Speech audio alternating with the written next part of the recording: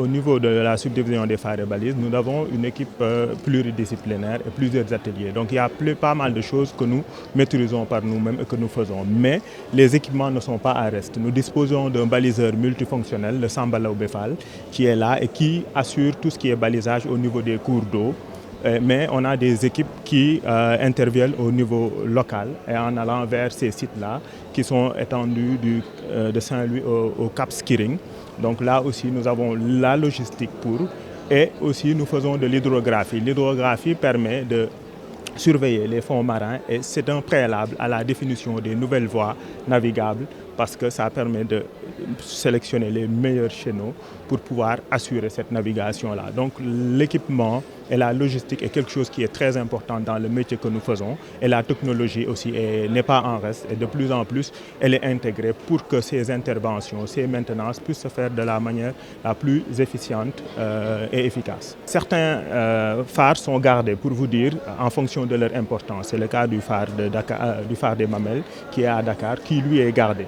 Mais sur les autres, nous allons vers des dispositifs intelligents pour qu'à distance, qu'on puisse avoir à temps réel l'évolution ou bien l'état de fonctionnement des feux et autres qu'on a eu à disposer. Et c'est possible même sur certaines bouées stratégiques qu'on a sur la rade du port de Dakar ou ailleurs qu'on pourra mettre en place ces dispositifs-là. Nous développons aussi un réseau, nous tissons un réseau local de contact au niveau des sites des phares parce que souvent c'est au niveau des zones où la pêche artisanale est bien développée et avec eux, les responsables de ce secteur, nous sommes en contact pour qu'ils nous donnent aussi les retours pour qu'on puisse aller intervenir.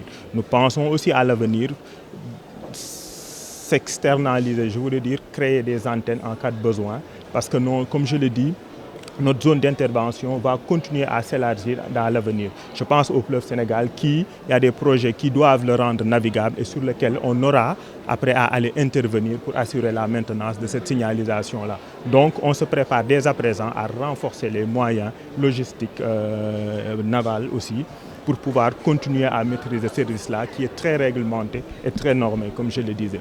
Nous sommes très sensibles à cette population et à cette activité-là qui a un poids important au niveau du pays. C'est pourquoi, si vous voyez bien, nos feux et phares sont souvent au niveau de ces quais de pêche-là et ils pourront se repérer par rapport à ça.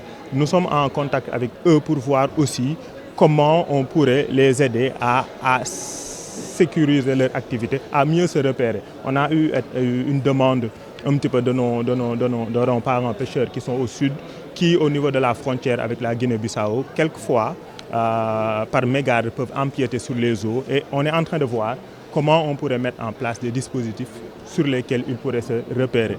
Quant à Saint-Louis aussi, nous sommes prêts à aller continuer le suivi du trait de côte au niveau de la brèche, le balisage. Donc nous sommes très sensibles et nous essayons, par ce service que nous offrons, qui est public, de les associer. Même si à la base c'est pour la navigation conventionnelle, nous sommes sensibles et nous faisons en sorte qu'ils puissent se repérer, qu'ils puissent s'appuyer sur ça et davantage nous continuerons à le faire.